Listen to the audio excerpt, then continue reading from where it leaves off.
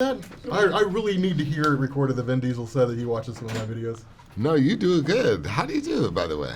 I've just been reading comics for 25 years. And you just have that much confidence to explain a whole... Some of the stuff I have to look up. Okay. Robert, But can you like, please slate, sir? Yeah, Robert Jefferson, Comics Explained. Whenever you're ready, sir. Yeah, some of it I have to look up, but most of it's just all up here, man. Robert, we appreciate you. There are times even the veteran comic book fan needs to have someone explain it all to them. And the fact that you do the research and the fact that you've been so loyal to comics and such a fan of comics helps the world in more ways than you realize. We appreciate you, Robert. Wow. I can't believe that just happened. Whew. Okay, first question, because I've been dying to ask this. Okay. Who wins in a quarter-mile race? Bloodshot or Dominic Toretto? Dom. Dom? Yeah, man, come Dom on. wins, There's really? a lot of things that Bloodshot wins that come on the quarter mile. Okay. You're okay. not gonna. That you can't. You good luck trying to beat Dom on that. Okay. Okay. Anything else, you were good. Anything else? Okay. Second question then. Who wins in a fight? Bloodshot or Riddick? That's a good question, because the data would prove Bloodshot, and yet the mindset of Riddick, that's tricky, because his mind is so beast-like that it's, I don't know, I don't know how Riddick would fare, but I know he would come up with something. And that's fascinating. These are very different characters, by the way. Mm-hmm. You've mentioned Dom Toretto, you've mentioned Riddick. Part of the fascination with playing this character is how different he is from them. Riddick, Dom Toretto, and totally different genres, but they're always 3 steps ahead, and we appreciate that, and we trust that about them. Mm-hmm. Ray Garrison, Bloodshot, is so in the dark that it's one of the things that was compelling about playing the character. Mm-hmm.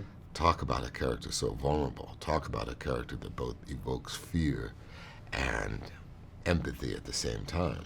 And you, as a comic book fan and aficionado that knows legend lore and knows whole storylines, can appreciate the Bloodshot in a way that the public may not, and that you have recognized Bloodshot both in more of a heroic position and more in a villain position, depending on who you talk to. If you're talking to the Harbingers, he's sometimes the worst nightmare.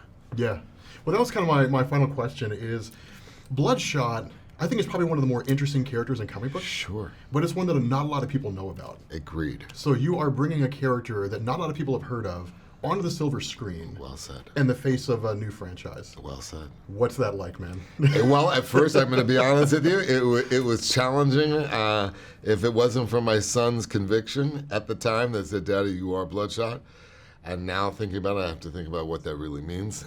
But it was, that's what's challenging. If you know all of Bloodshot's storyline, you're dealing with a very complex character, and depending on which comic book you're reading, you might see him differently.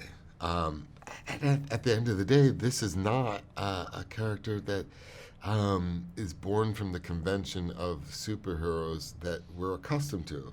He's not from a planet of superheroes. He didn't wake up wanting to be altruistic or do the right thing or save the world.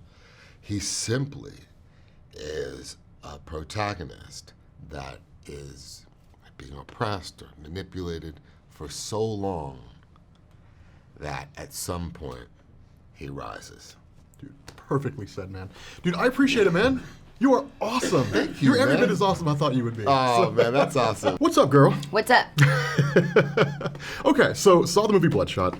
It's amazing. Aw, I'm glad you liked it. Yeah, it was really, really solid. Okay, so your career is pretty celebrated and pretty lengthy. Oh, so thank you. Yeah, so going from that into like comic book movies. Yeah. What's that like? I love it.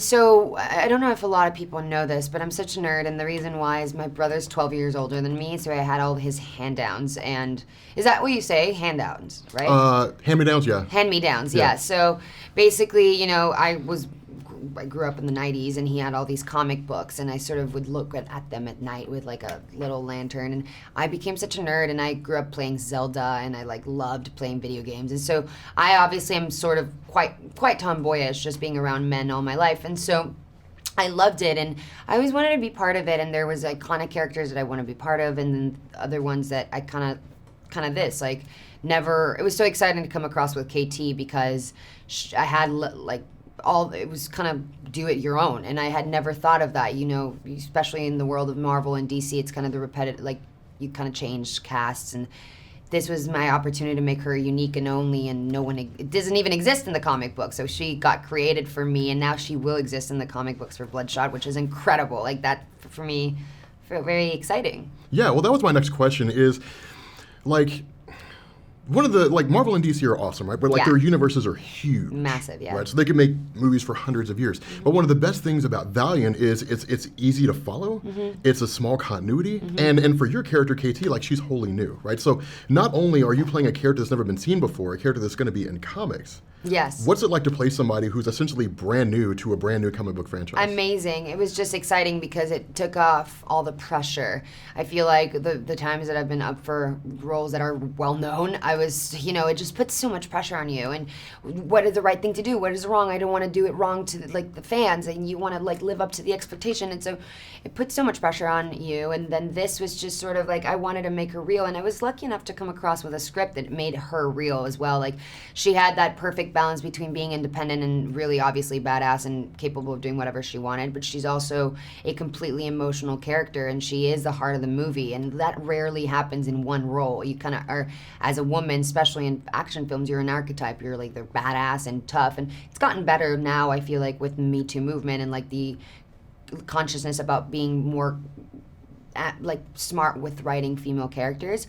But it was, it took so long for that to happen, and she kind of felt right in that sense, and she's smart, and she's capable, and so I love that about her, and I could give her my own look and my own life and bring whatever I wanted to do, so we could experiment with the look. And I love like the manga type of look, the anime, like the hair, the tattoos, the like outfits that she wears. It's kind of Japanese inspired. So, and I love Dave's vision, so it was a no-brainer for me. Okay. I guess my last question, any funny or crazy stories from filming? I mean, it was a whirlwind for me, this film, because I was so far from home. I was in Cape Town, and obviously I'm technically the only woman on set the whole movie. Mm-hmm. So, it was hard because being far from family and just being like, I couldn't really do much, and I was like rolling with the boys all the time. But crazy experience, I think, that was just like being able to do all the physical work. Like when I went into the pool and did the diving and did jiu-jitsu underwater, like, it was important for me to do it because it is an emotional scene. It's about the eyes and the connection, and if it would have been just my stunt, it wouldn't have worked the same. Mm-hmm. So I was very adamant about doing it, and it was scary because you are physically being weighted into a pool. But it was so gratifying because I had an accident, and I was doing it against all odds, and seeing the result was really incredible. So I was really proud of myself. Awesome. Yeah. Well, I love the movie. So I'm glad you Isa, did. I appreciate it. Thank you for awesome. supporting. Thank you. Yeah, you're really cool. Bye. Yeah, you have a good one. For the Bloodshot film, and with you guys in particular, you guys are really fascinating. No spoilers. Yeah. No dumping. Spoilers for everybody. But one of the coolest things that I enjoyed about it is that it's self-contained, it's easy to grasp, and it's fun. Nice. And it has a good twist as well. It's not just linear. I think, yes.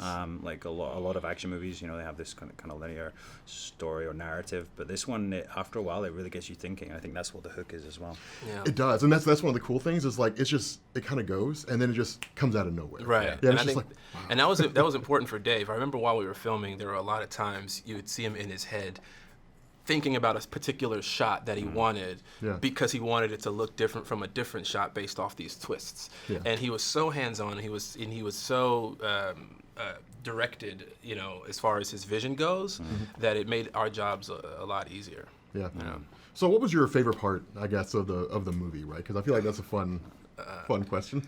Selfishly, for me, it's anything that I'm in. Anytime I'm on camera. Let me tell you something.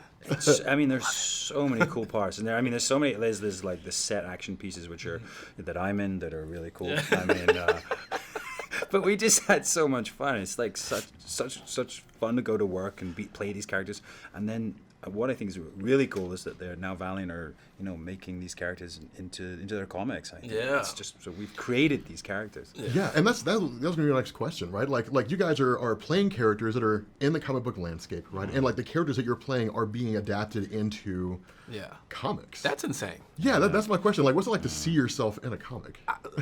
It's unreal. You know what I mean? First of all, being a part of this project for me is surreal, based off of the fact that when you're a kid, you read comics and you play with the trading cards and you pretend to be this superhero or that superhero, and now you're involved in something of this magnitude is already insane. But then now to have someone drawing you based off of what you did into a comic, that's pretty sick. I want to get your little figure. Yeah, why has it got to be little? And then, well, he's pretty small. Because you're smaller than he is. Yeah, you are quite small. I'm taller than this guy. The chairs are different. It's chairs on stilts. Yeah, the chairs make me look smaller. Okay, so any funny stories? Wow. I got one. Yeah, go on then. Mine. Vin promised me a birthday present. Long story short, and he didn't get it. I'm gonna just throw it. That's long story short. It was my birthday, first day of shooting, and he's like, "Oh, y'all shouldn't have told me that." And I'm still waiting for a birthday present. Oh no, you got to tell this story, man. Yeah, we got to get the story. No, that's pretty much the gist of it. That 2 years later, I'm still waiting for my damn gift. Okay, this man drives around in fancy cars all the goddamn time, and he couldn't buy me a Corona. Well. Bad choice of words. Yeah, you don't want the Corona right now. Couldn't buy me a Heineken. Give me a Modelo or something. Something. Yeah, like a Stella Artois or Artois or whatever it is. I don't know. Maybe one of those fancy cars. I'll take one of those for sure. Yeah. So what do you think was one of coolest experiences, like being in a comic book movie? I mean, to be honest, you spend a lot of the action sequences, a lot of the filming. We had this incredible sets in South Africa, and the RST facility was when we first walked into it. Like all those machines are all moving and doing their own thing. It was kind of like, wow, this is amazing. But then when you actually see the finished product, there is a green screen. There's some, when we're doing a lot of the fighting, we're not in a moving elevator. We're just in this fixed spot. To see all the added extra effects, I think are remarkable. But it doesn't feel like, a lot of movies that are overly sort of reliant on special effects. A lot of ours, we had Weta built a lot of our equipment.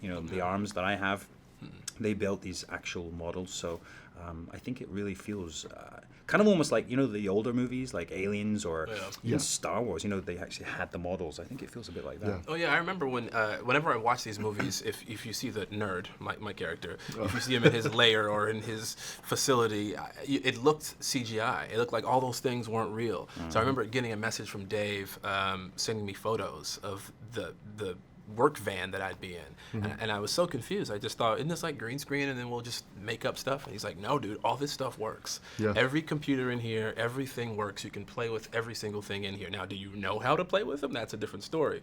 But for me, it was just fun to be in that world, to know that if I press this, something turns on. You know? Practical effects. Awesome, guys. Well, that's it for me. So awesome. I appreciate it. You Thank guys are you, amazing. man. Thank you, dude. Super Thank cool. you. I appreciate it, man. Awesome. Thanks a lot. You guys have a good one.